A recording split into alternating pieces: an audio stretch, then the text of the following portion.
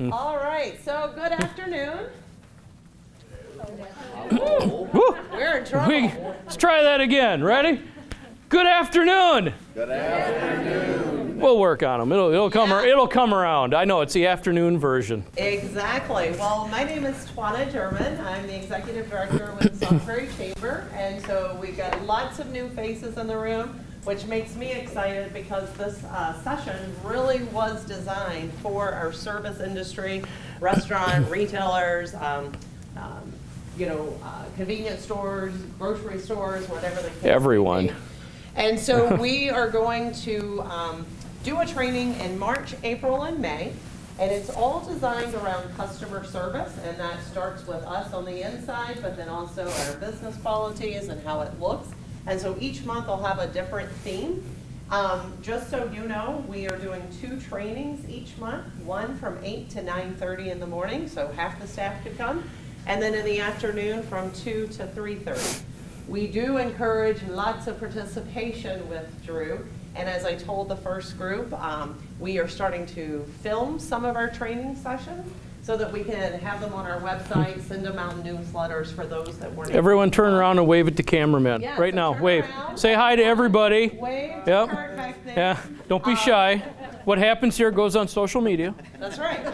But also what happens here, you're the test monkeys for whether we continue to do this or not. So got to look like they're fun and exciting so people will join us. But I am thrilled to have Drew Nussbaum here. He's with the Department of Tourism, and he goes around the state really selling Wisconsin and helping people such as Chambers of Commerce, Visitors Bureau, just kind of have the resources that we need to do our work. But Drew is really a friend to Sauk County. He, for a number of years, worked with the Columbia County Tourism Board, and as a result of that position, worked a lot in Sauk County, and we would do collaborative projects. So he's someone that I've depended on over the years, and he has a wealth of information. So I encourage you to make the most of his presence today. Ask questions. If you've got situations on how to handle something, that's what we're here for. So Drew, with that, Thank you. for being Thank here. you. I want to thank all of you for, one, taking time out of your day to be here. Little housekeeping thing, one of the things you always hear, at the beginning of this presentation, take your phones out and mute them. Well, don't. All right, leave your phones on. Raise your hand if you're a business person and you have business to conduct and people that may need to get a hold of you, even if it's family. Keep your phone on. Do never mute your phone for me. If you need to take a call because it revolves around money, life, or getting on with whatever it is you're doing, I encourage you to do that. I'm sincere about that. Raise your hand if you're a taxpayer. Thank you. I work for you. All right. 7 years ago, I took this job with the Department of Tourism. Before that, I'd spent many years in hospitality and then in tourism for many years, marketing and media and business. I have arguably one of the best jobs in the state of Wisconsin. I get to travel the state, all 4 corners, meet people every day. And quite frankly, my job is to brag about how great you are. I mean, I go around and promote all the things we have and position ourselves as a premier destination here in the Midwest. It's a tough job, but it's a great job because, again, you all make that possible. I love this area, and it sounds like a cheap campaign speech. I'm not running for office. I don't need your vote. But I do love this area, and as Tawana explained, I go back a ways. This is my daughter who was and now is.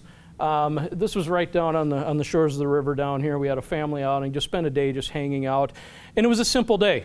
No major plans, day trip, ran over, just hung out, got some food, went back, hung out. It was a beautiful summer day.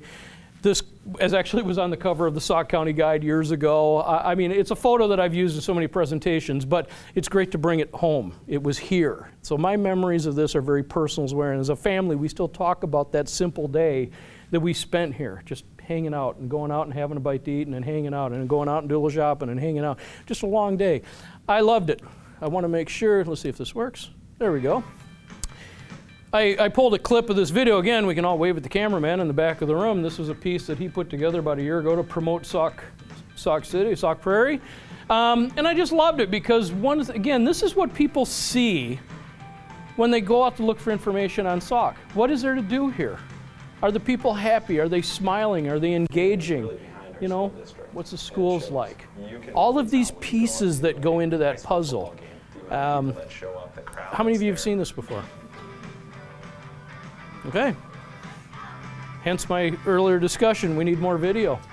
Because this is truly, and I'm going to talk a little bit more about technology and where we're going in the social realm. How many of you have a phone out right now? When I said go ahead and leave your phones out, how many do? How many are logged into some form of social media right now? So you could share with your 5,000 friends. I'm stuck in this room with this guy. OMG, hope you get out on time, right? Okay? That is the communication and the way that we can interact. Now, who's part of that Y generation? Okay, let me use the M word. Who's part of the millennial generation? Got one, all of a sudden he's like, yeah. He's proud. Are you a proud millennial? I try. Are you? Do you like the term millennial? It doesn't really Doesn't bother you? Who else is a millennial in this room? She's going, yeah. Are you hip on the millennial term? No, why not? You have a job, you're not living in your parents' basement? Right? Okay, you're here at customer service. But yet, this is your communication, right? You've spent your life. You didn't unplug the phone from the wall to move to this. There used to be a cord that plugged into the wall. You had this phone you had to pick up, dial. It was amazing how it worked. Computers were the same way. It's kind of funny when I'm just picking it. She's like, would you please shut up? Okay? I'm an equal opportunity offender. I will get around the room. You'll all be made fun of before we're done here. Before we get into technology and we get into customer service and we talk about all these things, one of the first things I want to hit on is I'll debunk one piece when we started. You were welcome to training. How many of you signed up for customer service training today? Coming to a customer service training. I'm not going to train you to do anything. You can't be trained. You can be trained to do a job. How many of you were trained at your, whatever it is you're doing for a living, someone trained you on some certain parts of it? You were trained. In order to be a really good cashier, someone had to train you to be competent and confident in that position. Whatever we're doing, mechanic, cook, baker, loans, whatever it may be, someone trained us. In order to be comfortable in our positions, we had to be trained, and then we had to be confident that we were trained effectively. Then we could go out and be relaxed to engage with the public because we knew what we're talking about. We knew what's behind us. And it changes the playing field. So I do believe that customer service and the willingness to communicate with one another comes from here and here. Have you ever walked into one of those businesses, 10 o'clock at night? Hi, how are you? Fine. What's there to do here? Nothing. You like working here? It's all right. What do you guys do for fun? Leave. All right. We laugh, but the sad part is, how many of you have had that happen? Yeah, okay. Those of you in the convenience store industry, I won't pick on you. I was a convenience store guy. I know how this works, okay? And I still, to this day, I'll walk into a convenience store, I'll walk into a business that's open at night and try that, and too often I get that. Now, is that because the person behind the counter is having a bad day? No. Typically, it's because we hired the wrong person. We put a person behind the counter. Maybe we had to, couldn't find anybody else, so we just, process of elimination, let's find that guy who'll stand here from 10 to 6. But the reality is too often we've just hired the wrong person. We've put someone there who doesn't like people. And there's 200,000 jobs available in the state where you don't have to engage with anybody. But we take people and we put them in hospitality positions where, quite frankly, they shouldn't be, and we expect miracles. And we've got to go back to where we expect hospitality to be natural, customer service to be natural. And I know it's tough. I'm not going to make fun, I'm not going to ignore the workforce scenario. 3% unemployment, 3% of the population's unemployable. Doesn't give you a big sliver to work with as far as workforce goes. So I'm not ignorant to the workforce aspect of it. I know where that's going. And over the last 20 years, you go back in the 90s, we had a very similar situation there as well. So it does repeat itself. Now, before we get into any of the rest of this, though, one of the most important aspects of customer service, of anything that we do that engages people, is a very simple aspect. How are you, sir? I'm Drew. Thanks for being here. Meet you, Drew. Appreciate it. How are you doing? Good. Pleasure. Thank you. Thanks for being here. How many people in this room, how are you doing, ma'am? Good. How many people in this room, there's at least one person in here that you do not know? Safe to say? Go meet them. Yes, I'm really doing this. Okay? Stand up. Go meet them.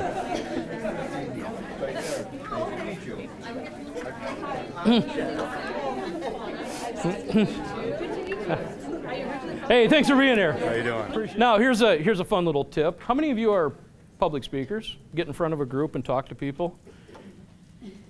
If you want to kill a half an hour, just do this in a group of like 1,000 people. Just turn them loose and you can go to the bathroom, go have a drink, have a beer, get some cheese, wine. You come back, they're still talking. How many of you love public speaking? You would get up in front of that 1,000 people, give a speech just like that. That's your thing. 1, 2, maybe 2, 3. That's doing good. Maybe 3.5. It's like I'm auctioning something off here, don't I? How many of you getting up and speaking in front of large groups for anything scares the hell out of you? Honestly. Yet the minute I said go meet someone, everyone in this room instantly had a smile and instantly started talking. Didn't matter whether you were introvert, extrovert, scared of the public, outgoing, you instantly had a smile. Here's why. Sociology, psychology, this will bring it right back to you. The fear of unknown, the fear of meeting people actually makes us happy. Because think about it, when you were a kid, you went to the playground. The only thing you wanted to do is find other kids. I want to go play. The only fear was you'd get there and there's no other kids. You'd be by yourself. And it didn't matter if it was boys, girls, it didn't matter race, color, religion, it didn't matter. It didn't matter if you didn't speak the same language. I need to be around kids, I want to have fun, I want to hang out at the playground. We were happy. It wasn't until we got older that we started dragging the baggage and we started, okay, boys are over here, girls over there, that clique's over there, these kids are over here, uptown's there, downtown's here, doesn't matter anymore. We started going off in our corners. We're wired to be happy people. It's in our DNA. Somehow we do lose it though. Somehow in our paths in life we do tend to walk away from this. And it's rather unfortunate if you think about it. It really is rather unfortunate because look at how in this room, instantly the volume level went to 10 and each one of you met, hopefully, did you meet somebody you haven't met before? How many of you in business would like to gain 1 new customer a day? Qualify that question. A good customer every day. A customer that walks in the door with a stack of money and says, I really like you, you take care of me, you're a good person, I like your business, and the more I come here, I'll keep bringing you my business. And then I'll go save up more because I like you, I'll come back and I'll spend more money with you. I have options. Lots of options. I can go to your business or I can go to probably 25 other in the region and I can spend that same money. But if I like you and I trust you and I like your business, I'll bring you that stack of money every time. So yes, I am a blatant capitalist and I don't apologize for that either because money's what makes our world go round, doesn't it? That's what takes, even if you work at a not-for-profit organization, you need money. We don't just grow it on the tree and pluck it and bring it in. Ask the right questions. Do we welcome people? Hi, I'm Drew. Welcome. Thanks for being here. How are you today? Where are you from? Tell me about yourself. Get the conversations going. We've kind of lost the great lost art. We're into the great lost art of conversation today because somewhat, and that's the only negative in my opinion of social media. We will say things here that we would never say face to face, and it's easier to engage. We've lost some of that passion for truly engaging with people one-on-one, having a conversation, having a laugh. We'll put it here. Plus, we'll say things on here we would never say in public, right? It's amazing when I read the things that people comment, I go, I can't believe that person said that. What's worse is if they say that about your business. So that's another thing we're going to talk about. But making sure that we have those proper welcomes in place. Welcoming people to Wisconsin is a wonderful job, but it's a great challenge. Our main markets for promoting our state, telling people how wonderful we are, Illinois, Michigan, Minnesota, Iowa, our border states. That's where we spread the wealth. That's where we talk about who we are, encourage those folks to come here. The only difference is that we need them along with us. Why do I say that? Well, who's flown out of Mitchell International Airport? International airport. Flying to Canada does not denote an international airport, but that's where Mitchell flies you to. There's a few other flights now, they've expanded a little, but if you want to take an international flight, we need our friends in Chicago and Minneapolis. And to get our friends here, we need those corridors. So we do have to make sure that we can bring folks out of those markets to our state. In that process, it also helps us connect beyond those borders, because we want those states to bring those people from beyond their borders through them. Indiana, Ohio, Pennsylvania, wonderful market for us. We're doing, I mean, Wisconsin is popular in the Ohio Valley. We do very well. People there tell us, we like what you're selling, and when we come to see you, we like it even more. And an interesting tidbit there, I can say those things, and you can go, yeah, whatever, he's paid to do that. We actually do research on that. In the last 2 years, we did research where we flat out asked people, have you ever been to Wisconsin? No. Perfect. What do you think of us? And they ranked us on all these different attributes. Then we asked, once you've been here, what do you think of us? Same things. We exceeded expectations in every category we could throw at them. Think about that as your business. How many products do you have in your business that every time you sell the product, you exceed the expectations? The reality of having the product is better than seeing the product. That's a wonderful thing when you know that you're selling an opportunity to visit our state, visit our communities, visit your towns, visit your business, and in every circumstance, customers will be impressed when they get here. That's something to be very proud of, and the research showed that, so it really led to this, to knowing that we can expand these borders. We went into St. Louis last year with a full court press and really spent some money to make sure that we could make an impression there, promote our state. We had a huge return on that investment. I mean, we saw phenomenal numbers. Now, again, how do we know that? Through the wonders of technology. There's a little program we use called Arrivalist. This will make you think different about how much you use these things. If you watch our promotion, our video, anything that we have out there in St. Louis about Wisconsin, even if you didn't touch it, you didn't interact with it, you just, there it is. We know it. Whether you logged in from your phone, your tablet, your desktop, it's one account, you did it. So you saw it. If 2 weeks from there, you, with that phone or the tablet or anything else you brought, showed up in our state, and while you were here, you spent time in the state, and then you went back home to St. Louis, we know it. Arrivalist. Beautiful. Love technology. The great thing about that is now we can actually change the message to those folks and time it out to when we want them to be here. So we've changed the way we reach out to these folks. Now, again, I throw that out there just because it shows you that we are no longer just an island called Wisconsin. We've got to think that we are this region. We've got to think how we can get people through here. If I say 2 words, Southern hospitality, what does that mean? Anybody? Tell me, Southern hospitality. Anybody been to the South? Fried food. Fried food. You got you think the same way I do. I like this guy. What is that, sir? Black-eyed peas and candy. Black-eyed peas. Anyway. Hi, yes, ma'am. How y'all doing? Sweet tea. Sweet tea, Southern hospitality. Anybody worked in the South? Lived in the South? Speed of service. Faster than us? Slower than us? No, not slower. Yeah, my first reaction when I worked in the South was, I'm from the Midwest. Time is money. Got to go, got to go. And they just looked at me and said, y'all need chill. We're here till 10 o'clock. Good Lord, y'all going to kill us. And I thought, what is wrong with these people? Until I talked to the guests. And they said, no, we love it. They're wonderful. They're warm. They're sincere. We don't care if we got to wait a couple of minutes. They truly take care of us. So I realized, wait a minute, it's not the speed. It's the quality of the service that makes a big difference. So I got thinking about the northern hospitality aspect. Now we're not going to start promoting the Wisconsin as a northern hospitality. But if southern hospitality can do it, why can't we? And part of my reality on this started, I took a vacation in 1994. For 5 years, I'd been in the restaurant business, working my tail off, hadn't taken a vacation. I had a 5-year-old son who I didn't see enough of, and my wife, who had been telling me we need to take a vacation. So we decided, let's take a week, load up the car, let's go. As a kid, I had been to SeaWorld. Anybody been to SeaWorld? When you come from the Midwest, seeing big tanks, big fish, I don't know, to me it was just cool. I've never seen that before. Other than Shed Aquarium, this was just a whole different scenario for me. So I'm like, I want to see this. There was a new one that had opened in San Antonio. Let's go. Loaded up the family. Let's take a week. Let's get out of Dodge. I got to go. We got to Oklahoma after a couple of days of driving, taking our time. Have you been through Oklahoma and Texas in the middle of summer? Yep. Okay, there's 100 degrees, and there's 100 degrees in Oklahoma. That Gulf Stream, good Lord, it's hot. I don't mind heat, but it was hot. And it got hotter when I discovered that the air conditioning in my car gave out somewhere around Ardmore, Oklahoma. And my 5-year-old son in the back seat going, Dad, Dad, Dad, Dad, Dad, Dad, it's hot in here.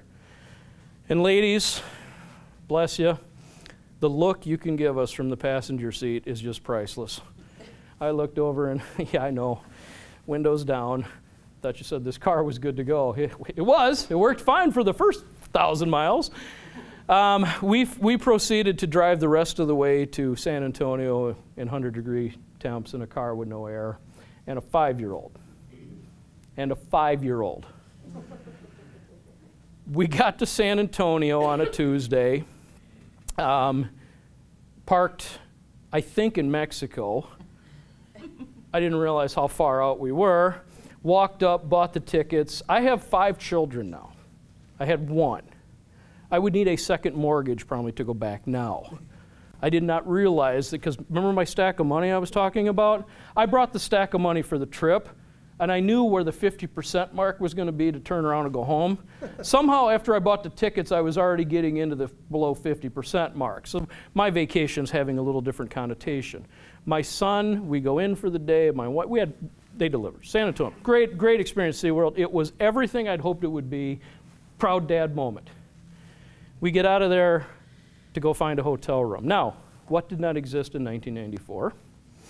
No smart technology. If you were smart, you had the phone with a stupid little antenna on the trunk, plugged into the floor with a bag, and if you had a phone book, then you were smart. I had none. I drove around San Antonio looking for a hotel room that fit into my stack of capital, okay? Should be no problem on a Tuesday finding a hotel room in a big city. Except when the largest insurance conference on the planet is there the same day I am. There is nowhere to stay in this city. I'm driving around, I don't know what to do, I'm panicking, I get on have you been to Texas? Big state. Everything's big in Texas, including the areas that have nothing. When you leave San Antonio, you find nothing. When they say no services, they mean it. I'm driving, I'm finding nothing.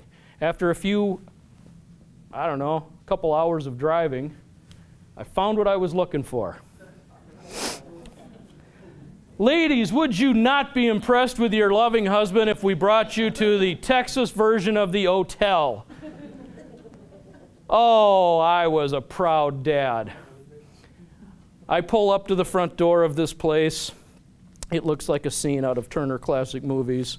Glass windows, rooms, very dark, and time hadn't been well. I go up to the office, I pull up, I walk in, and there's a little old lady behind the counter, glasses on her nose, just like a movie scene. Hi, I need a room. She goes, y'all look tired. Uh-huh. Are y'all really from Wisconsin? Uh-huh. Yeah, I'll get you. Yeah, I got a room, sure. Drive around back, number 8. Here you go. Hands me, you remember the chain, the key, the real thing. No cards. Hands me the key. I said, okay, do you need my credit card, or y'all get a night's sleep? We'll take care of that when you check out. Sweet. Now, men, do we ask directions? Do we ask for any information? No. I knew the answer to this question, but I asked it anyway. I looked down.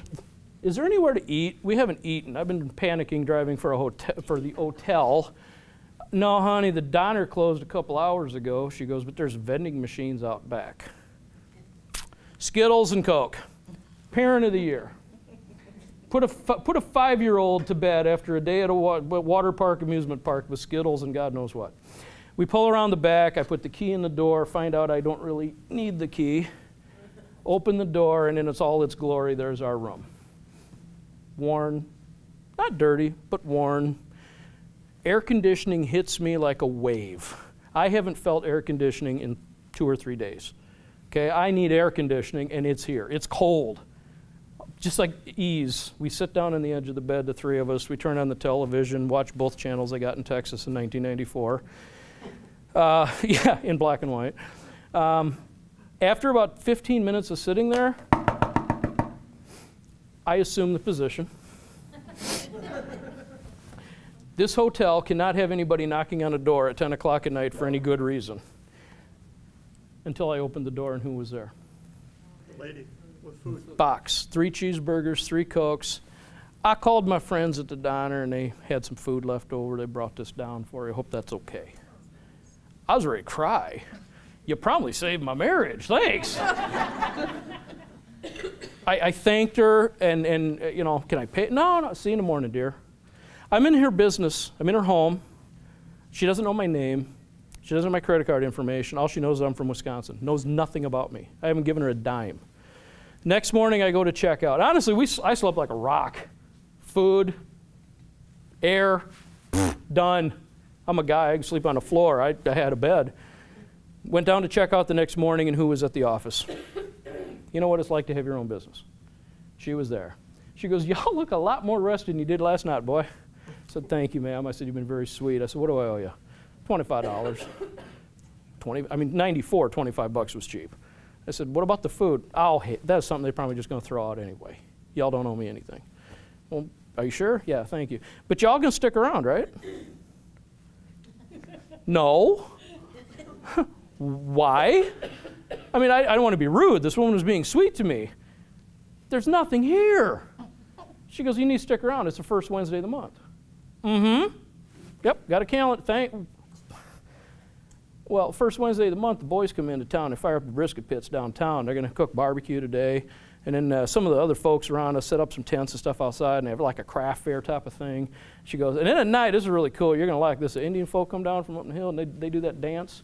And we get to go out there, and we get to dance with them. It's really cool. You should come down there. Yeah, no. No. Wife in car, now, not doing this. But she was like, you know, you really should check it out. We're really friendly around here. Here's a card. Chamber gave me this thing. Free lunch. Why don't y'all at least go down and have a sandwich? She got me, right? She knows me. She knows how to sell. I probably would react to free food. I was talking to her, thanking her profusely for being so nice to me. And you know next what happened, and you know why it happened. My son comes walking in the door, 5 years old. Why did he come in the door, ladies? Shut up your father, get him in this car. Your father likes to talk to people, go get him. Walks in the door. Hi, Dad. Mom's, yeah. Is that your boy? Yeah, that's my son. Oh, isn't he sweet? Hey, we got free rides for the kids today down there, too. They got some amusement rides set up. Tell your dad to take you down there and get some free rides. Oh, she's good.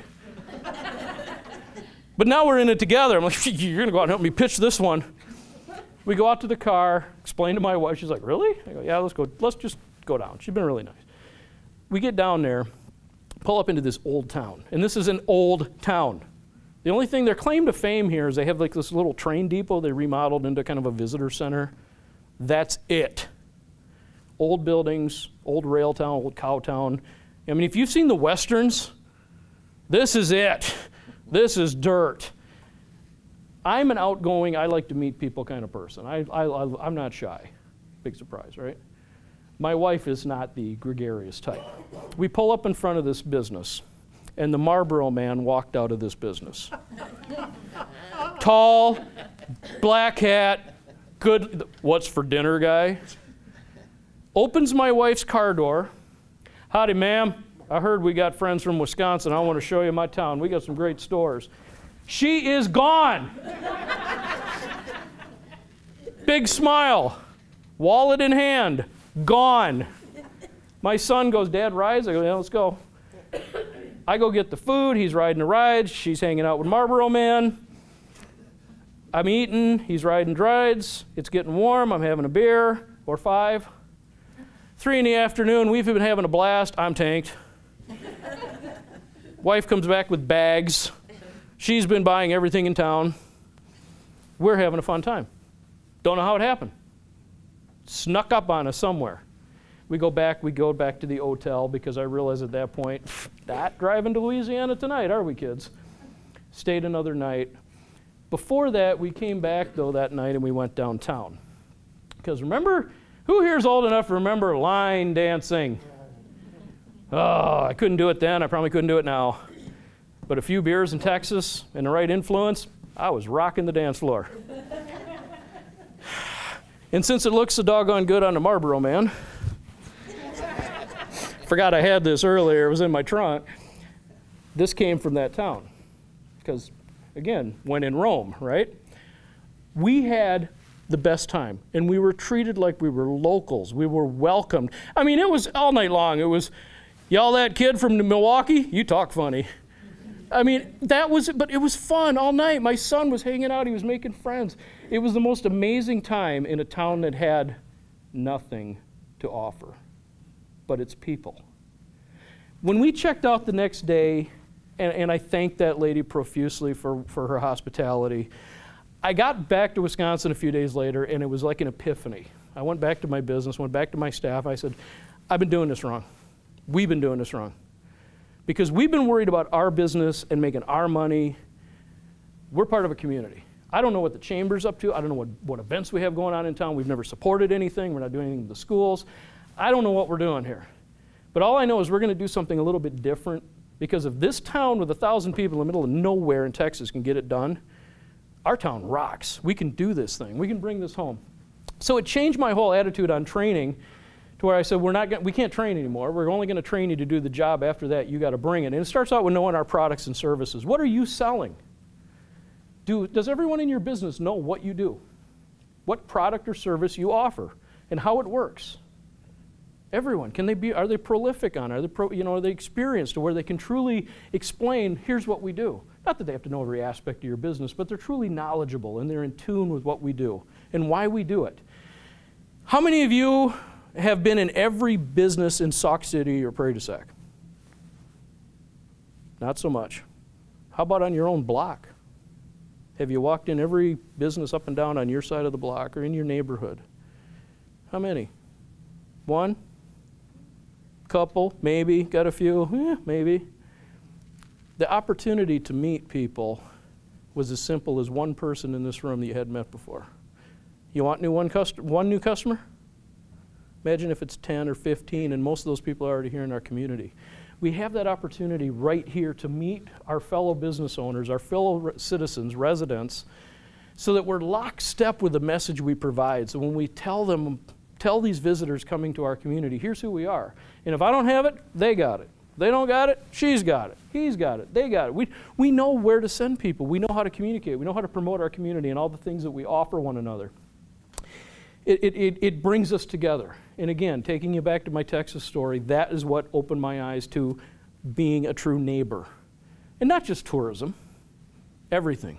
Everything in our community, because we all need it. If it's a fun place to visit, it needs to be a fun place to live. And if it's a fun place to live, it's probably a place you want to live and work. And it does go together when we're talking about workforce and recruitment and retention as well. This really is one message. It's not tourism message, economic development message, workforce message. It is one. And then, of course, knowing our customers. And we'll come back to that one, obviously, a lot more. Community. Here's a picture I took not too long ago when the trail was dedicated. Okay? Wonderful piece of development for this community. As Tawana knows, I mean, we were involved in this discussion for years about what's going to happen with that trail and where's it going to go. And now it's become a major significant part of news, and the connectability to take it to Devil's Lake and how far. I mean, it really is phenomenal what this is going to mean. In how we portray that is just another piece of the potential impact that we can make on someone's life. Those intrinsic qualities, the things that we offer to people. How did Sauk City get its name? Who's a historian in the room? Anybody? Prairie du Sac. If I write into town and say, tell me about your town. When did it start? How did it get the name? What's the history here? And you're looking to me for the answer. I just moved here. Did you? Where are you from? Milwaukee. Really? Nobody nailed your foot down? You came here on your own? Mm-hmm. So you've proven this does work. Mm-hmm. See? She's already on the spot. Okay. First homework assignment for you is the history of your community. Dig into it. Find it out. Share it with everyone else in this room. Where did that come from? Obviously, there's some Native American history that goes in line with this. But where did it come from? You know, Sauk County, where did these things, these are questions that people will ask you about your community that will teach you a lot about your community. You know, what's the history? What's our roots? What's our future? More on a tourism side, let's say tonight I want to go out and have a pizza. Where would you send me? Okay. I see a few people nodding. No? Where would you send me? Windmill. Don't know. Windmill? Not open anymore. Not open. I'd send you up to each company. That's where you'd send me, right? Yeah. Yeah. Go sit in the parking lot. Where else? I got one. I got, what, maybe? Senate. You guys got pizza? Yes. Good pizza? All right. There you go. How about anyone else? What are my options? H's out of Lake Wisconsin. Okay. You been there? Yeah. You know it? Yeah. They know you? They know my husband now. Oh, okay. Yeah. She's going to bail out of this one a little bit, right? I sent him to get pizza. Oh, okay. Gino's East downtown Chicago. I'm a recovering Chicagoan, remember. Well, yeah. My joke is I crossed the line in '89 and never went back. Remember those Escape to Wisconsin stickers? Advertising works. I came here in '89, never went back. I still own property in Illinois and I pay taxes, so I do pick on Illinois, but I welcome their money. We can't wait. You see an Illinois plate, I just see the stack of money coming into the state. Come on up. Come on. As far north as I can get you. Let's go. Let's go. How big's your stack? Oh, you got another 200-300 miles to go. Come on. Come on. You can still snowmobile in the Eagle River. Get up there. Let's go. I'll get you a sled. What questions would you ask me, though, if I say, I want to go out for pizza tonight? What questions would you need to ask me to find out? What kind of pizza do you like? Okay. What kind? What kind of pizza? Do you need a family environment? Bingo. Thank you. Do I have my kids along? Do I have family? What am I looking for? You know, I'm a burger and beer kind of guy. But with the kids along, no. I definitely want something to sit down. So those are things to take into consideration. And for families, what do you like to do? Where do you want to go? Make sure we ask very clarifying questions. We want to get the right answer. But also, make sure you were going to send me, where was it again? H's. Okay, because you know the product. You stand behind what they sell. They know your husband, and that's a good thing. I go in, what's your husband's name? Neil. If I go and say, hey, Neil sent me in here to get a pizza tonight, I go, we know Neil. You know? But, you know, that is the reality, though, of giving a recommendation. Those things are personal. It gives us a bond here. We've got to make sure that we know what we're saying and how we're representing it. Know how to answer those questions. Have a little fun with it. In contrast, make sure that we do ask enough of those questions. Where are you from? Where are you guys coming from tonight? Are you staying here in town? What hotel are you at? You find out these things. And you know, well, how long are you here for? Where did you come from? It's great intel, because in the process of that, you may uncover things they need they don't know this community has, and you now know. And again, who in here does not want to help their fellow business? It's part of the community. So if they come to you with a stack of money and you can't sell them something, but you can send them down the street, and you can send them down the street, and you can send them over there, and oh, by the way, you got to get your pizza. Don't forget your pizza, and you might need a cold beer. Go get that. Okay, we can keep that money in our community just by engaging those folks. There we go. I love this photo. What's wrong with that? Do you know where that was taken? Yeah. I know, I love it. I purposely took that picture just because we noticed that right away. I'm like, okay, that's too cool not to point out. But you know, it's those little things sometimes. Sometimes we try to look for the big things to have fun with, and sometimes it's just the little things that we can find out about. But make sure we know about them, and if we've been there, we can share those experiences as well. Don't forget about the non-visitor experience aspects of your community. Healthcare. In a session much like this a few years ago, I had a chamber director sitting right there. Phone rings. Why? Because I tell people don't turn their phone off. And she took her call. Yes, ma'am. Oh, I'm sorry to hear that. Instantly, I'm like, okay, guys, let's stop for a minute. Let's let her grab this call. Couple were going to be staying at a resort in that community, 45th, 50th wedding anniversary. She was calling to say, I'm afraid I may have to cancel my reservation. The resort's not open today. Can you help me here? Why do you want to cancel? My husband just had a heart issue, just got out of the hospital. I don't think that we can take this trip. I don't want to be that far from the hospital. God forbid something happen. She goes, well, we've got a trauma level, whatever it is, clinic in our town, and I can connect you. I know the nurse out there in the ER. I can connect you if you want. You can talk to him. Maybe it'll, three-way call in the middle of a customer service session. They're chatting. They're talking. Next thing you know, all good. Thank you. Appreciate that. They connected up, convinced them it was all good. They came. I've got a letter that the chamber director gave me. About 2 weeks after they got back from their vacation, said thank you for everything. And they actually went to the clinic while they were on vacation to thank the nurse at the ER for being so personable, saying if it wasn't for you reassuring us that you guys could, God forbid, save him, we never would have done this. And we had the best trip of our life. I mean, that's a pretty powerful message when you think about it. One person, the different, and it was healthcare. It was a hospital that changed a vacation. So don't forget the intrinsic aspects of your community that make these differences as well. You got a map in front of you. And if you're truly a tourism person like me, you get very good at reading the maps upside down, because the only time you communicate things about where to go is when the map's upside down and someone's looking at it. I turn a map around now, I get lost. And there's no quiz on this, but just as you look at this map, how many of you have been to all four corners of the state? You've been to Lake Superior, you've been to Michigan, you've snowmobiled, you've been to all corners. You realize just how beautiful our state is. Can you send somebody there from here? Are you comfortable in sending someone to Eagle River, Siren, Superior, Bayfield? Why is that important? Because they'll send people to you. I was up there not long ago and they were talking about, yeah, there's this place down there, it's got this free ferry, it runs across after you leave Devil's Lake and it goes down there and takes you over down by the river. This place is so cool. I'm like, yeah, I know exactly what it is. Cool, let me explain it to you. It's neat when you hear people 5-6 hours away on the other end of our state talking about your area of the state. They're sending people to you.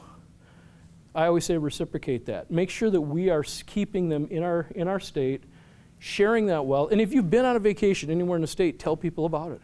Don't be shy. Put those messages out there. Make sure we communicate the cool things we've seen. Because what's the first thing you do when you get a few days off? Do you stay in your own house? Most of us hit the road, we go somewhere, right? We're great tourists, just not in our backyard. Nothing wrong with staying in your backyard on occasion too, the staycation idea. But we do hit the road, we do go out there. Does everybody see this picture? Tell me what you see. Fine dining. Fine dining? Bless you. What else do you see? No customers. No customers. Why would that be? Not open. Okay. Okay. Why else? Why? No. Why? Who was that? Why else? Don't be shy.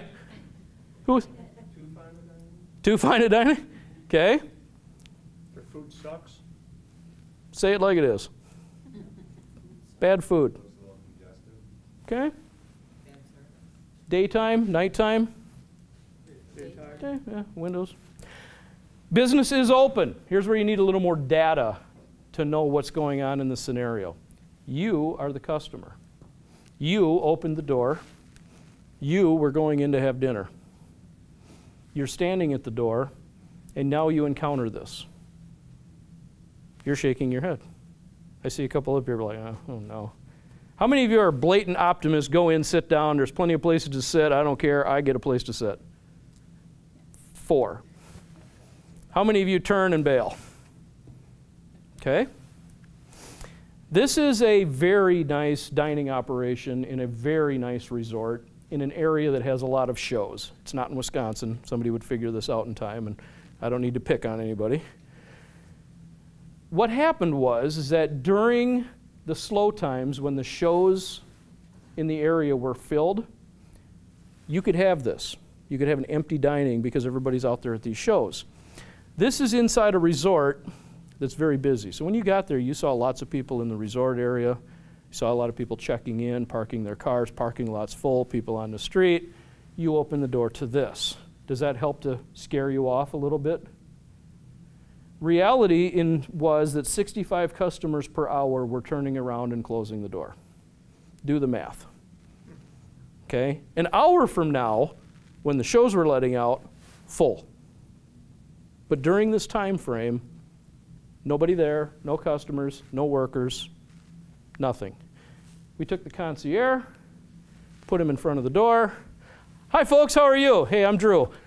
I can show you to a table. You got about a half an hour before the show gets out and this place will be crazy. Can I show you to a table? I'll even get your drinks at the bars. You don't have to go over there. Oh, until 5 o'clock, hors d'oeuvres are 50% off. You want to have a seat? Can I take you in? How many now would follow me to a table? Sit down, good to go. Those of us that are bean counters, we did not add labor. We took someone on the clock, already being paid, and just moved them to a different position. Front of the door. take away the picture, put the person. Stand here and welcome these people in. And once it gets busy, go back to the concierge desk. It'll take care of itself. But during that time frame, one person got rid of that picture. Sales went up 30%. And it was all because we changed the dynamic of what people saw. Is there an opportunity to walk into your business or any other businesses that you know of when there's nobody there to welcome them? Have you seen it happen? Have you been that person? Have you walked in and there's nobody there? Or worse, you walk in the door, there's nobody there, and then from the bellows you hear, "Be with you in a minute." Okay. Essentially what we're saying when we do that is, I know you're here, I'm in the back, don't steal anything. I see people in retail truly laughing at this one. You know I've been there, right? What happens is, though, is that really is a deterrent from, one, the true engagement of what we are, and two, if I got time to stand here and look at your business, I have time to form a perception of what I think of your business. Is there something in your business that you would change right now because you know what it looks like? If you stood at the door and you just took in your business, would you go, yeah, that doesn't really look the way I would want it. This doesn't look. I would change this signage. I would change the way this looks. I would redesign this. I would make this more welcoming if I'm not there to welcome people. The minute you can take all of that away and put yourself in this scenario, and I realize sometimes that's tough, especially if you're owning your business, you're working at your business, it's just you working at your business. It's very tough to work on your business. This requires working on your business and thinking about how we're positioning our front door to welcome people in. But that is a reality, that one person makes a big difference. How many of you have had a best experience? It's something, my Texas story is my best experience from what, quite frankly, was a train wreck up until the moment I rolled into this little town. How many of you have one of those stories that you tell about? Yes? We went to a campground right in the woods out in Watoma. Okay. We didn't know a single soul there, but by the time we left, we knew a lot of folks there. That's awesome. Yeah, it was very welcoming. Very Awesome. neat, That's great. rich inside. Awesome. Who else? Who's got one of those, I sit by the campfire, I tell this story about something we did? I mean, another one of mine I showed you was my daughter sitting right along the shoreline with all my kids right here in town. I just recently was at a large hotel chain for business, and they totally messed my room up. And I'm really easygoing with that sort of stuff. Honestly, I really didn't even care. I truly didn't. I'm like, oh, this place is big. They got a lot of rooms. I'm like, I don't really care. You know, I wasn't too worried. And she's like, oh, we're gonna set you up with a suite for the next 3 days. And I'm like, okay. Wow. Okay. I was like, Nice. so it was a good experience. Nice. And we're gonna, and you lead right into that worst experience, and I'll jump back here in a minute. How many times have you had a worst experience, or what theoretically could have been turned into a best experience because of the way they handled it? I mean, your reaction to that hotel chain would have been, You didn't really care, it wasn't 100%, but you weren't too upset. They did something awesome, and now you're like, wow. Right. I mean, sometimes it's the little things we do to correct the little things we do that make the biggest impact on people. I throw this one up as a best experience too. This is my brother-in-law. I'm very proud of him. He's a Marine veteran, quadriplegic. Goes out on trail. We go out with him on trails, go for hikes. I can't keep up with the guy. The thing I love about this is, one, there's nothing that he does that he says is where I expect people to accommodate me. I don't expect places to accommodate the guy in the wheelchair. He goes, my life is barrier-free if I let it be. And I will go places where I don't have barriers. And think about the other side of that. He doesn't look for places to say, I don't know if I can get in there. He goes, I know I can go here. So here's where I'll go to have my experience. His table's set. And he's very happy about it. He's very enlightening. He's a great American in my personal world, not only because he's my brother-in-law, but his attitude and the influence he's had on my children. Did not, never sweat the little things, Life is wonderful no matter what you do, and it's great to have that. But he does this too. He talks about his experiences, worst experiences. Who's got one of those? Look at smiles. Tell me a horror story. Yes. Went to a restaurant Yeah, don't mention names. I won't. Okay. It wasn't in soft. Okay. My entire husband's side of the family, I was 8 months pregnant. We waited and waited. It was middle of summer. We were all starving. We had worked in the greenhouse all day. Starving. We waited over an hour for our appetizers. We had asked for the third time where they were. She didn't know. They blamed the kitchen and the new staff. And Oh, pass the blame. There's one of my favorites too. blame Wasn't me. around. No management approached us, even though we were getting pretty upset. Maybe we need to talk after this. The waitress came back over when we canceled our entire order after an hour and a half. We still hadn't seen an appetizer. Wow. And that's when she initially just offered her first offer of drinks on the house. And as she's talking to the table, she pats me on the head and goes, "Except for you," because I was pregnant. And at that point, I was boiling. Like I felt the blood rush to my face, and I was like, Have you ever patted a lady on the head in your business? No, No, yeah. haven't yet. Yeah, I haven't tried that approach. Yeah. Yeah, I like my teeth. Yeah, we used to go there pretty regularly, and we haven't been back since. I won't go back. Wow. That's about as good as it gets. Yep, trump card right there. You won. You know, and isn't it sad, because think of how much it will take for you to ever forget that. I mean, that will forever be etched in here. And unfortunately, the negative so much outweighs the positive too often. It's just the nature of humans. Who else? I saw other people nodding and waving. Yes. I had the hotel experience. Ooh! As a former hotel guy, I can't wait for this one. It was you leave and you go for the day, and you think you're going to come back to your room made up, and it wasn't made up. So then we put our suits on and went to the pool, and we come back, and it's still not made up, but there's lots of open door rooms that have been made up. And I get it, the night before there was like a wedding and a class reunion. There was a lot going on in this hotel, so I was trying to be patient. And then I kind of lost it, because then I went to the front desk, and then they tried to blame it on me that I had asked for no service. No, I'm pretty sure I did ask for no service. So then a little while later, it's still not done. So then I did lose it, and my husband's like, "Just don't." And I'm like, "I can't." Nah, let her go. I Nah. lost it at the front. And of course, there's not a manager on duty on Sundays. And so then I didn't go up the next day, because I thought, you've already ruined this day. I'm not going to let you ruin my Monday. But then apparently after I had fallen asleep that night, my husband and mind you, like, they didn't even empty out our garbage in the bathroom.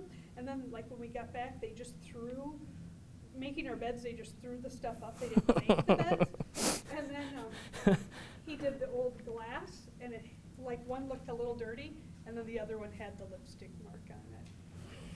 So, yeah, We need to talk after this too. Was this in Wisconsin? it was in New York. Oh, okay. All right. It was bad. I mean, Anyone else? I kind of Jekyll Hyde experience. I went into a place, and they were busy. Walked up to the bar, my wife and I. They ignored us. They waited on people that came after we were at the bar, and at that point, I was mad. They don't have to fall all over me, and they don't have to go crazy over me, but at least say, "I'll be A little with you in hello second," would work. or anything. And the bartender was kind of prodding along, you know, and my wife finally, she's not afraid to speak up. She said, "Excuse me?"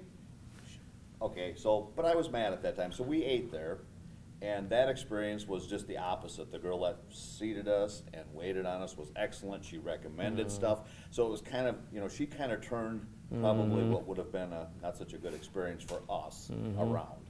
And it was kind of a neat, the way she did it, the gal that way, just the difference in people. And think how hard she had to work to get you back. I mean, if it wasn't for her personality being that good, it never would have brought you back. And that made that experience for me at that place, and it was a first-time experience. Had that not happened, I probably wouldn't have went back in there. And I will go in there. And since? Yeah. It's been? I have not went back You in there. haven't yet, but okay. This happened recently. Okay. And so, yeah, I will Okay. go back in there. I'll give Okay. it, yeah. You know, the fine line between winning and losing is too thin. It really is. It's so close. And it shows you the difference. Again, one person hi, welcome, come on in, making a big difference on business. One person there made a big difference. Unfortunately, a bunch of other folks tried to dismantle that scenario. So you've got to be very, that's why operations have to function as a team, and we'll get more into that aspect here in a few minutes. Up until this point, all I've been talking about is the relationship of us, customers, guests, clients, throw in whatever term you want, visitors, it's all the same. It's people coming to us for an experience or a product and rewarding us with their hard-earned money. That's what this equation is all about. And in this process, it's pretty simple. We really only have two classes of people. The first definition of a customer is very simple, and sometimes we take that for granted as well. What is our customer? What is a customer?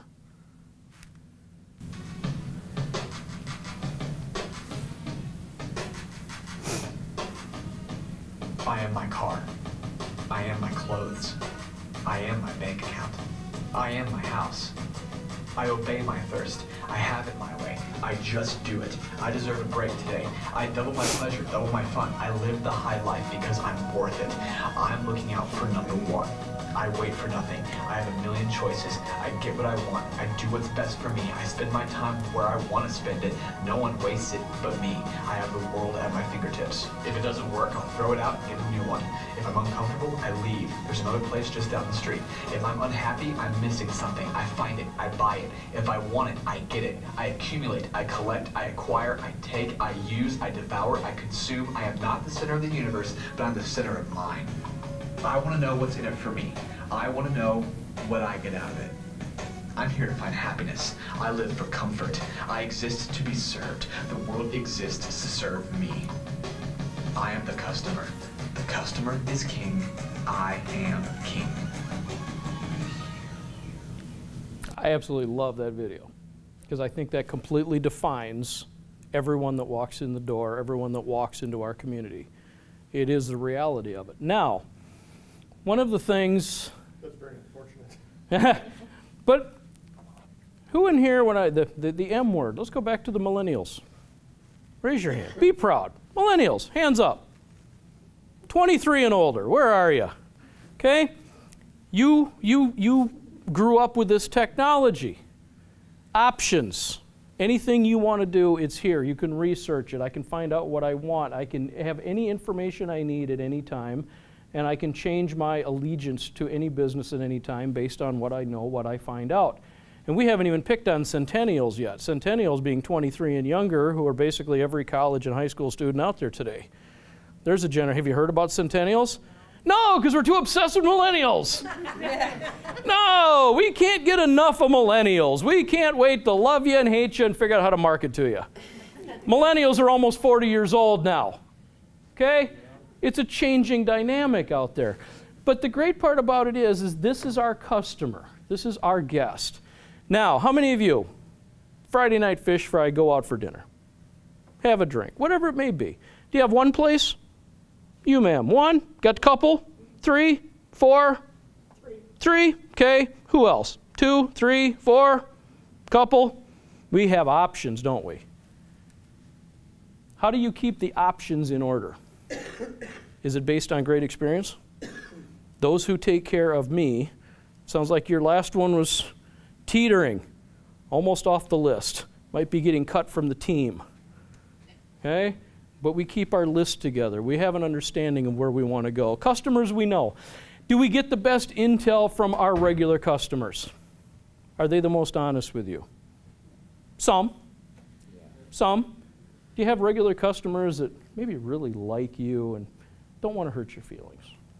You know, maybe they're happy with you 99% of the time, and that 1%, it just isn't worth upsetting you.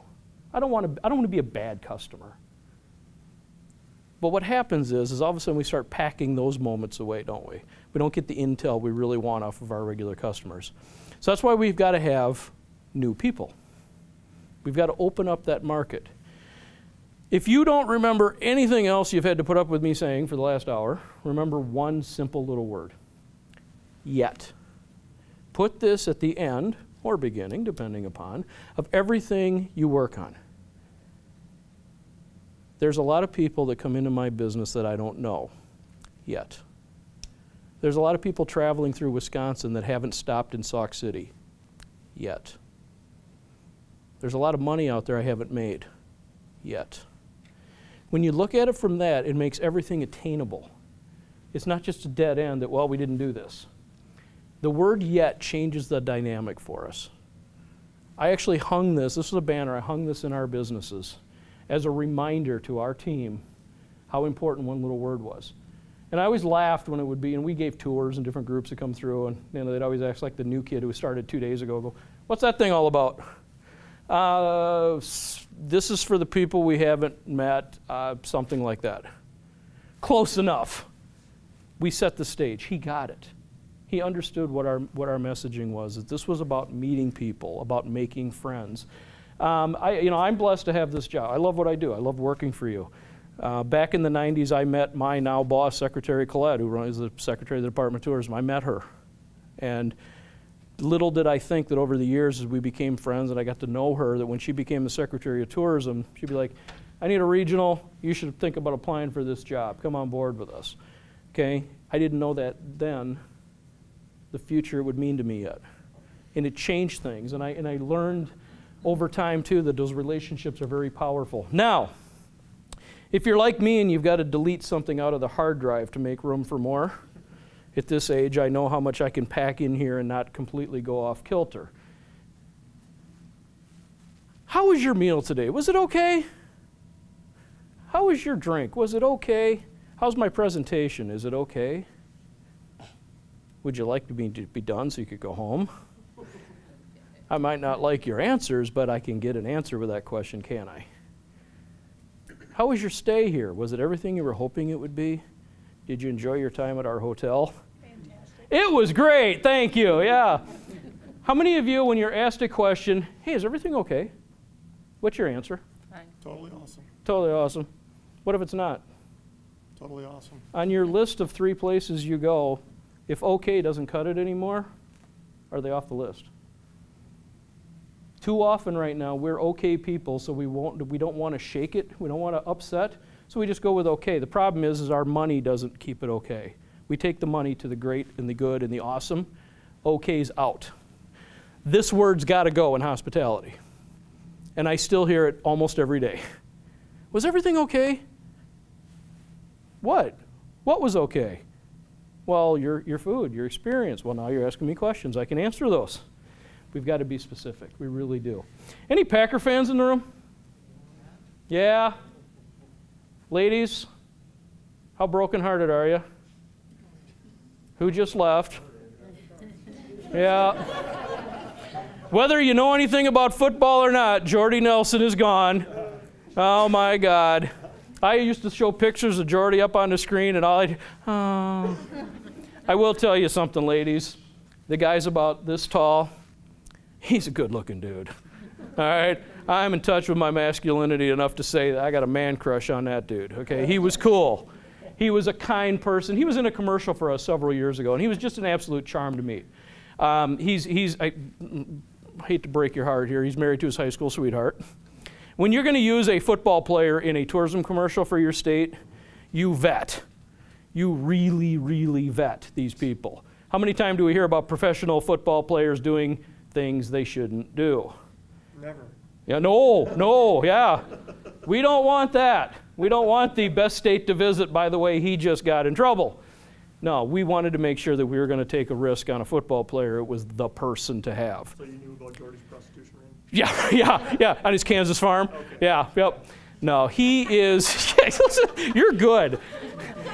Glad this ain't a press conference. It is being recorded, though. Hi, folks. He was truly an absolutely wonderful person to meet. Truly was. And his wife was a sweetheart, and he filmed with us on a commercial. Totally off the topic here, but he was a true team player. Not only just with his own team, but with tourism and working with us. I mean, this guy filmed in the pouring rain with us when it should have been a day like today. It was pouring rain. It was miserable. After like 12 hours of filming, he jumps up and goes, "That was great. You guys rock." Really? Because I hated this afternoon, you know. But he was just, I mean, fist pumping. He was just a cool guy. But if you're a football fan and you watch the Packers win a Super Bowl, any Vikings fans in here? This is called a ring. Bump, bump. Okay?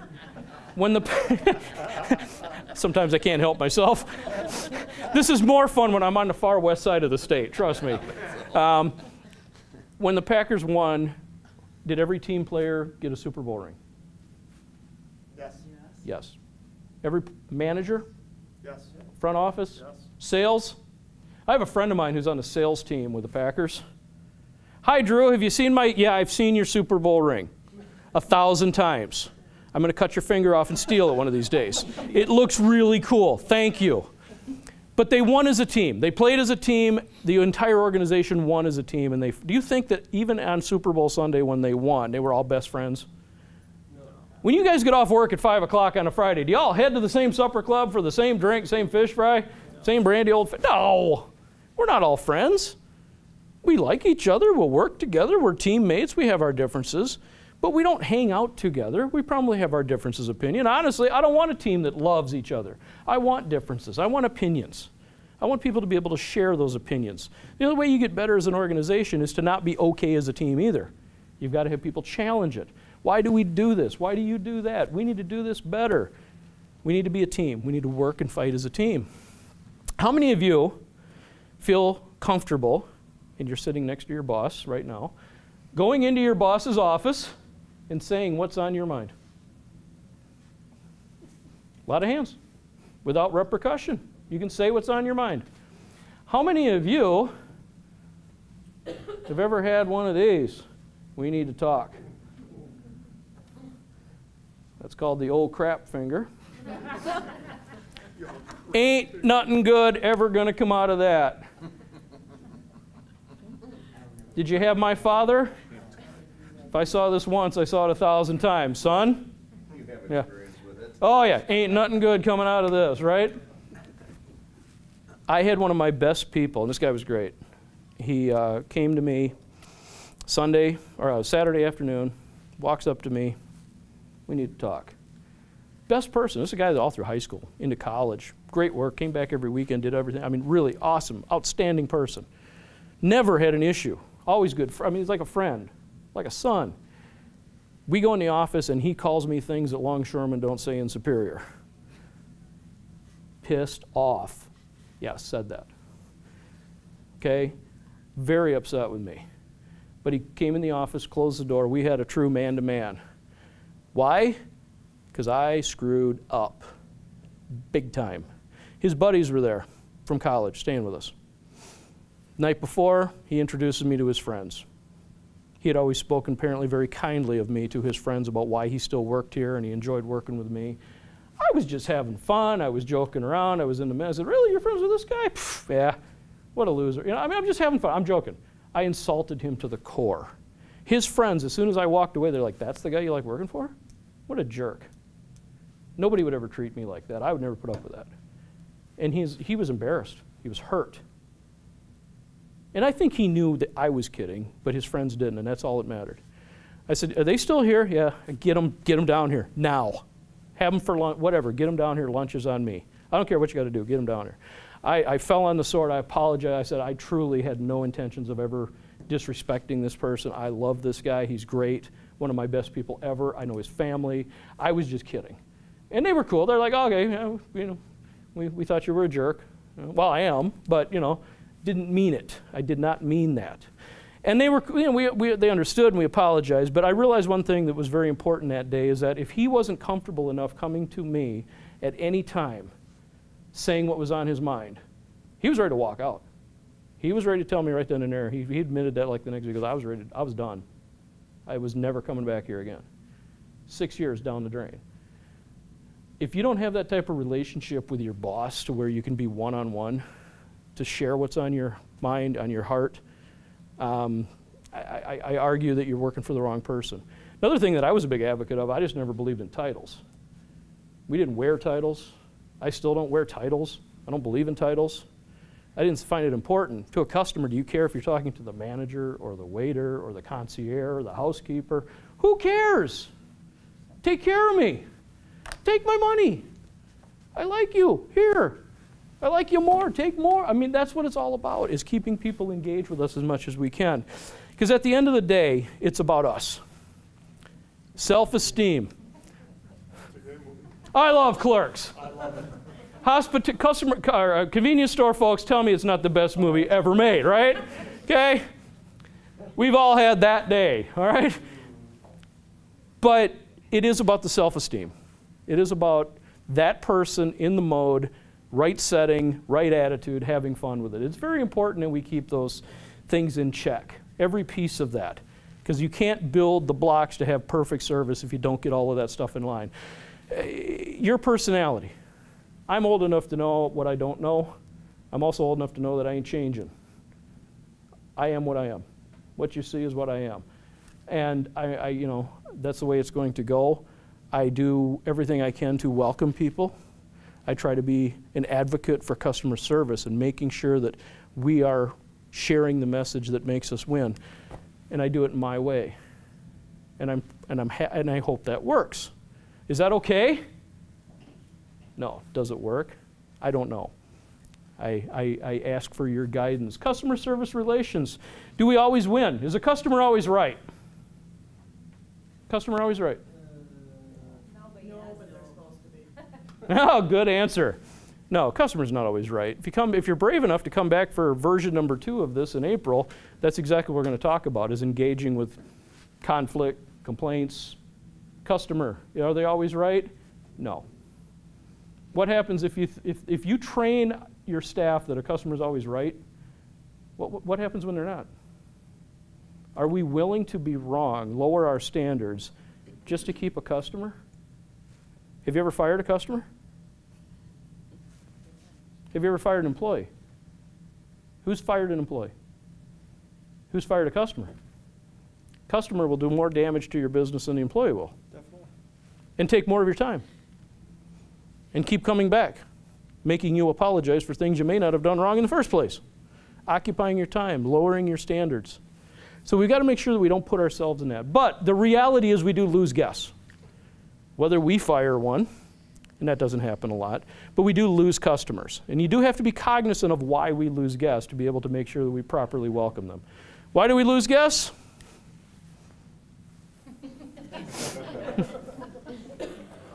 You didn't disappoint. Every time I put that up, people laugh. I think it's part of the inevitability. We're all going to get there at some point. Statistically, in our lives, in our business, in our community, statistically, 1% of the people that we know die. Who here has lost a loved one? Is it safe to say, that doesn't really matter, it was only 1% of the people you know? I mean, really, think about it. Is that not the most ridiculous thing? When you think about the statistics of it, is there any way that that would make any sense? Would that comfort us in any way to say, oh, it's a little small? No, it's real. It's real. It's a real loss. I've shared this one before. I'll share a quick. I had a little old lady who used to come in every Thursday. 88 years old, came into one of our restaurants with a walker, got out of the cab, came into the restaurant. Thought it would be Friday by the time she got in. Okay? I asked the staff. I saw her come in. I go, who is that? That's Marge. Okay, what do we know about Marge? Not much. Why? Okay, Mr. Customer Service, go chat with Marge. Hi, Marge. How are you? What do you want? How's your day? Why are you bothering me? Okay. How many of you would just let Marge go? My DNA doesn't allow it. I'm going to crack that egg. I'm going after Marge. I don't want to harass her, but I'm going to get a smile out of Marge. I wasn't always in that place, but I would go, every time I'd see her, if I was there on Thursday, and this, I mean, for 88 years, never missed. 11:15, boom, cab, there she is. Always on time. One day I flat out just said, hey, can I sit down and have a cup of coffee with you? Whatever, it's your place. I sat down and had a cup of coffee, and I said, tell me about yourself. Why? You come in here every Thursday, 11:15, you never miss. You're a great customer. I just want to welcome you. Your food's all right. Okay. Why do you come in every Thursday at 11:15? I play bridge with the girls at 1 o'clock on Thursday, so I come in here and have a bite to eat. Your food's all right. Ooh, a compliment. Okay. That's about as warm and fuzzy as we got. For the next 2 to 3 years, that's fuzzy. It didn't go much beyond that. Out of the blue, she would drop little things on me. How are you doing? Not well, my son passed away. Again, we're talking 1% here, okay? What do you say? I'm sorry? I don't care who you are. You should never have to, I don't care if you're 88, 108, 18, you should never bury a child. This woman's endured one of the worst pains a person can have, and it's her child. So, I tried to console her and say, I'm sorry, and that was about as far as that got. There came a Thursday, she didn't walk in the door. What did I think? Yeah. A few days later, obituary column, there she was. I didn't know her last name. Until I saw the picture, I didn't know it was her. Felt bad. Didn't get to know her, regular customer. I couldn't put my hand on a Bible and tell you why I did what I did next, but I did it. I was off, and I found out that the funeral home was 3 blocks from my house. I walked to her wake. I went in to say my piece. Knowing her personality, I thought maybe a couple of friendly words might not hurt, helping get the pearly gates open, doing my good thing as a Christian man. I went in there with no intentions of doing anything other than a few moments.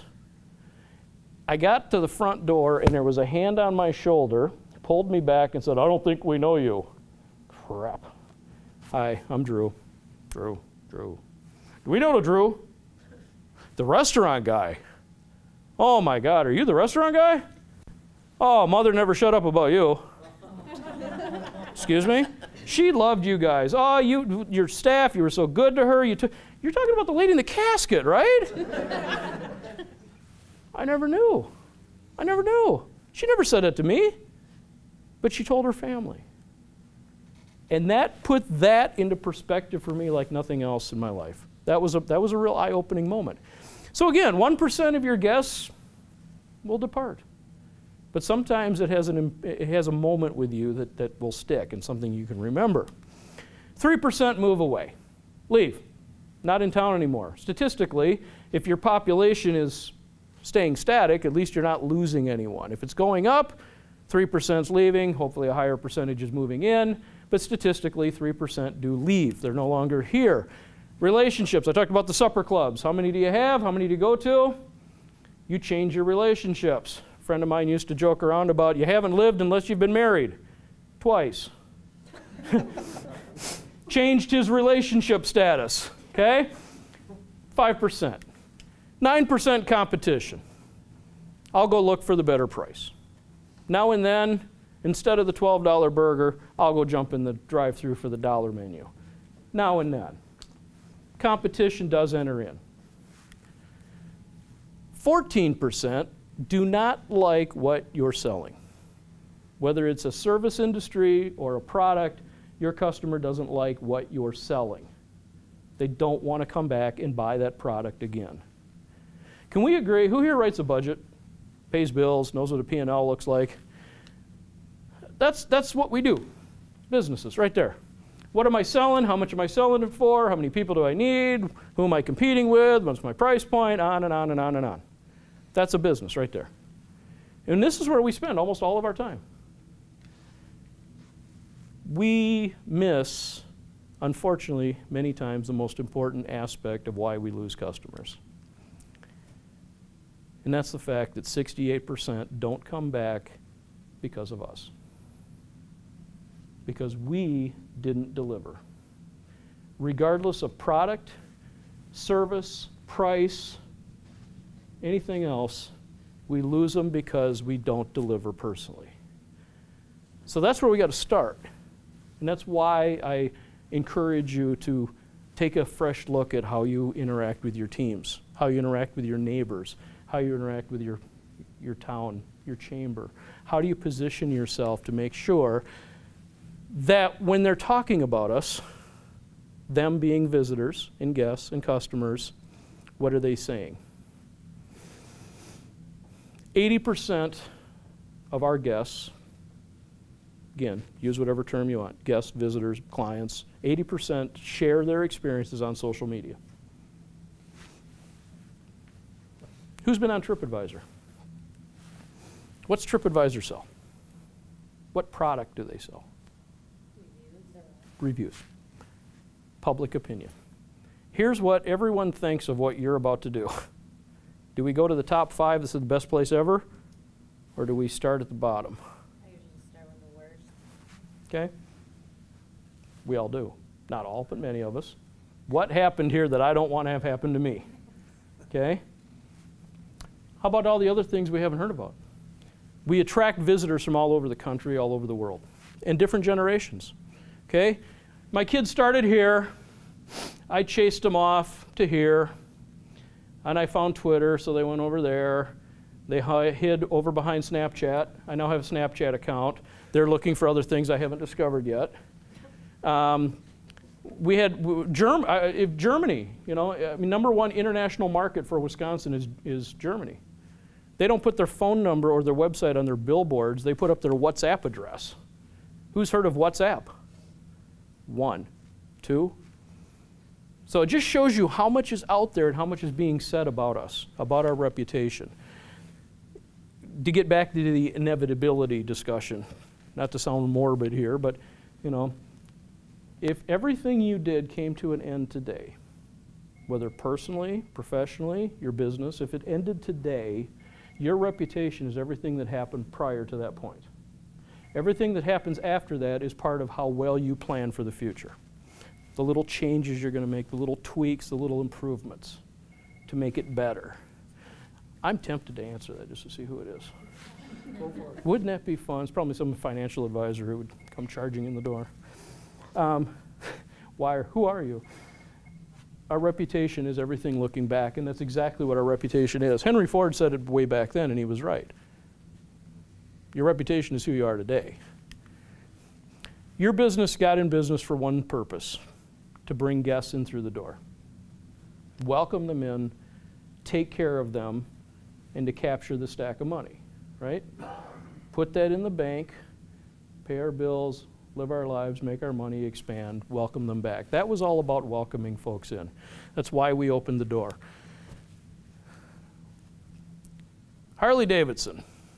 There's an interesting Sauk Prairie discussion, huh? You can tell I haven't updated this one in a while. I just got my 115 logo I'm working on, we're actually doing some stuff with. How many of you were happy to see Sauk Prairie Harley leave town? No, I didn't think so. How many of you were shocked by it? How many of you have noticed less Harley Davidsons coming through town? Maybe. Do you still notice Harley Davidsons coming through town though? Love my bike. Love my bike. Love riding Highway 60, love coming through town, love this area. Nothing about it has stopped me from coming to this community just because of that one business. I didn't spend all day hanging out there. I'd stop there. Then I'd go eat at Culver's, and then I'd go do this, and I'd shop, and I'd hang out, and I'd spend days here. I'd spend part of the day here, and then I'd ride on. Things change in a community. One of the things with Harley Davidson, though, as a 115-year-old company, is they've changed their products. The same bike that we ride today isn't the bike they were selling 115 years ago to the same people. Ladies, you're the largest growing consumer of Harley Davidsons now. Markets have changed. It's wonderful.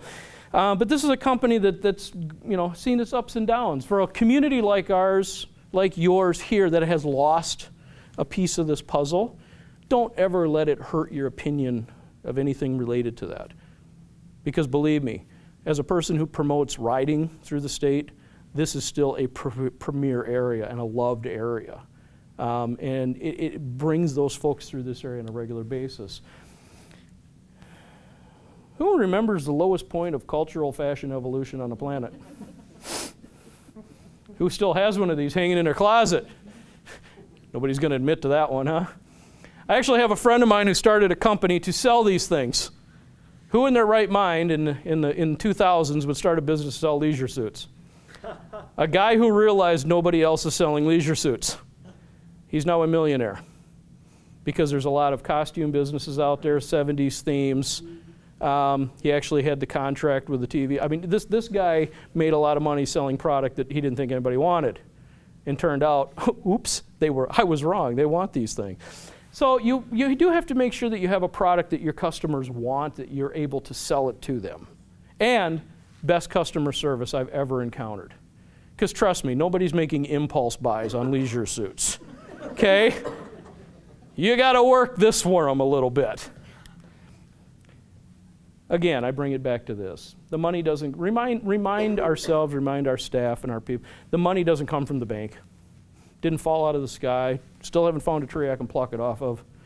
Okay? It's our customers and our guests who are gracious enough to reward us with cash. They bring us that as a reward for doing a great job.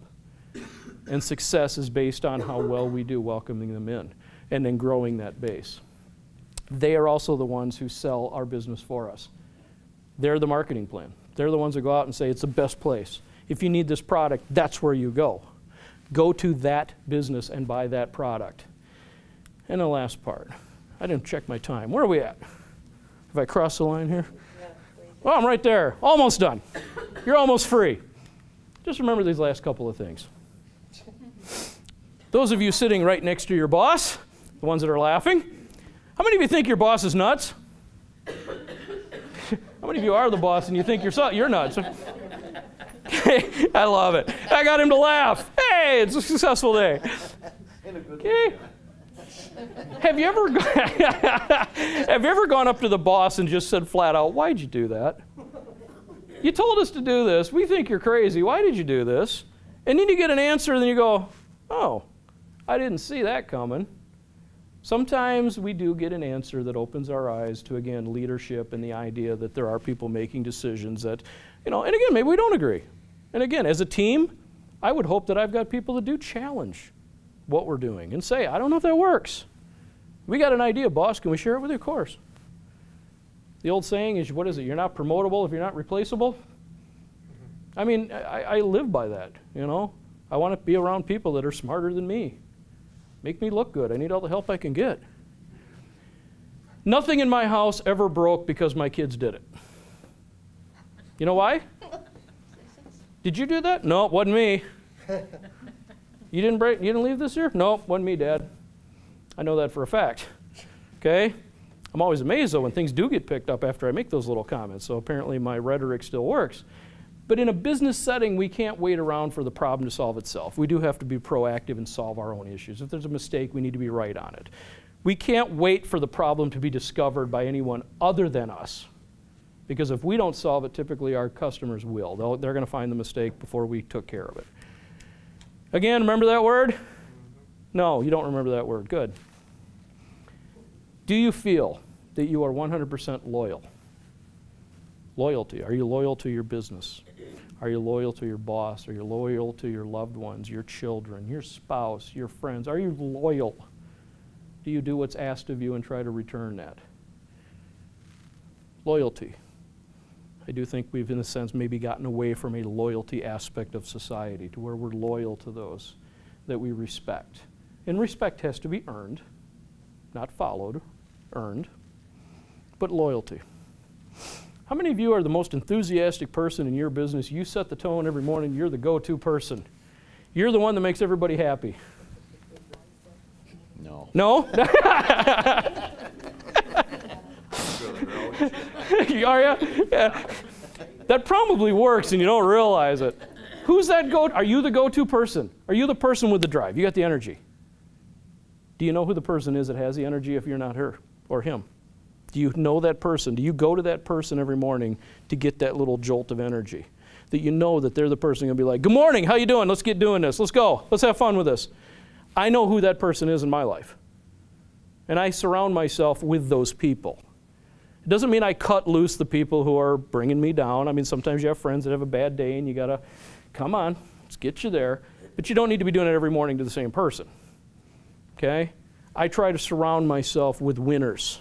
People that bring me up, people that are truly role models that I can go, I really love your energy. You make me feel good. I learn from you.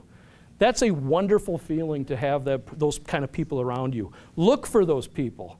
You don't have to be the person. It's great if you are, and if you are, emulate. And if you're not, let that person be that person too.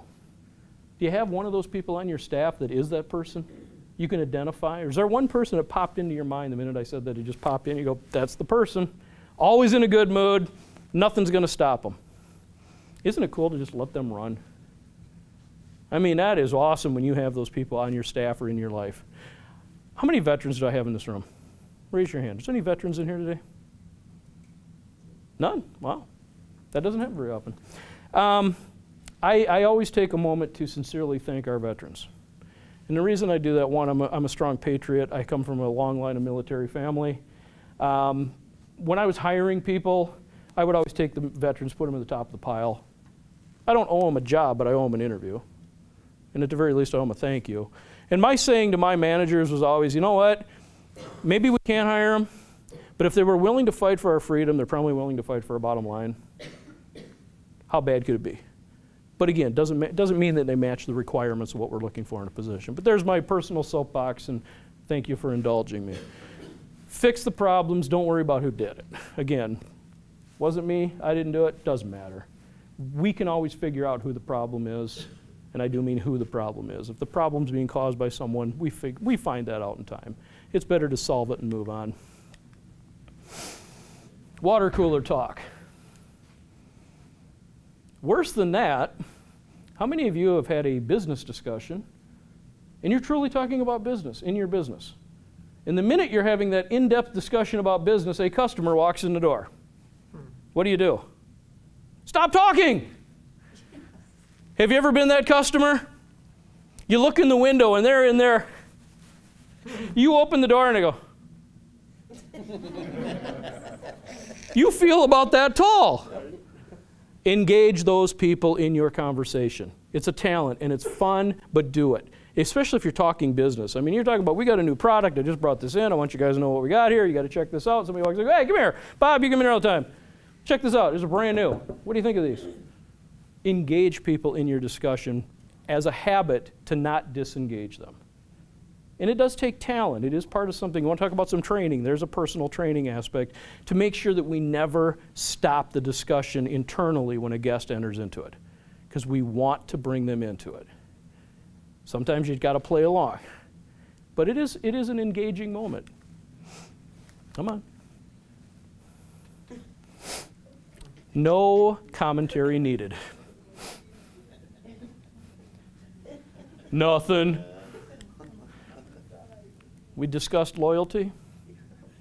How many of you are 100% honest with your boss, your spouse, your children, your friends? More importantly, with yourself. I have a friend of mine that's a wonderful public speaker. If he was here, he'd have been done an hour ago, because he's like, hey, do you like yourself? Do you like other people? Go. We're good. I mean, but that's his attitude. He goes, be honest with yourself. Who are you? Do you like what you are? Do you like who you are? Are you comfortable? Do you know your own little quirks? Know yourself and be happy with who you are. I sincerely thank you for your time. I sincerely thank you for spending an hour and a half plus with me this afternoon. Thank you for all your hard work, okay? I got the best job in state government, and I couldn't do this job if it wasn't for your support and your business knowledge and ability to keep this a wonderful place. Thank you to Tuan and the Chamber for hosting me today and having me here. God bless all of you for everything you do. Have a great day. Thank you. Thank you. So a couple of takeaways for you. Inside of your booklet that Drew shared with you is a lot of the points that he talked about. But if you don't do HR for your business or onboarding and training, then pass it along to the person that does, because there's lots of good information, and I think it would help you have kind of a process to walk you through just how to remind employees. Because we have so many Cynics people here, I'm going to end it with this, because I want you to leave with something to really think about and hang on to this. So Drew talks a lot about being loyal, okay? I'm really loyal to people and businesses that give back to their community. That's just kind of who I am. Never worked for chambers till I moved here, always human service. But when I came to town and became the chamber director and was learning about it, I was like, wow. I was kind of a millennial at the time, but they didn't call me that. And I said, I never really thought about joining a business that exists to help all business and all people through training and things like that. And the more I learned about it, I thought, what a great resource. And even if I didn't need that business at that moment in time, isn't it great that it existed for people who did need that help at the time? You know, be something bigger than yourself. And so I became very, very, very loyal to the point of obsessing over my loyalness. Are you a chamber member? Nope, sorry, can't come in your business. And so maybe there's another convenience store in town, I don't know, that just hasn't seen the value of joining our chamber. And so for me, honest truth, and you all know it because you see me, I never, ever, ever, you will never, ever see me walking into the other convenience store because I am loyal to a business that sends all of their employees there. My husband, on the other hand, many of you know him. When he moved to town, he really liked those quick bites you could get at the other place. And I wouldn't know he'd been in there until I'd checked my debit card. And then we'd almost get divorced. So I'll tell you, for the last time, you're not gonna go in there and use your debit card. I'm watching you. So there was one person at Cinex that honestly changed his life. And it was a lady called Sandy. Because he travels every week for work, and every week sometimes he has to leave by 4 to get to Milwaukee. And if Sandy was in there opening, making coffee, and she saw him at the gas pump, she knows he likes his company, she'd open the door and she'd go, "Hey Les, you want to come get some coffee before you drive to Milwaukee?" Just like that. He loves his coffee, but more importantly, Sandy took the time to know his name. I promise you, and y'all know it too, Lord, the people that do the subs in there, he loves y'all. He never ever will walk in that other place because now it's about a relationship with you all, the way you make him feel when he goes in there. So all this stuff we can trade about, I promise you it makes a difference with people and when people are gonna come back in return. So thank you for remembering people's names. Thank you for agreeing to come today. And I hope that you'll take this back and think about ways, how can I make a difference in someone's life, even when you don't know that you're making a difference. So thank you. If you have questions, let us know. We will put this back on the website if you want to share it with other employees. So thanks so much, Drew, for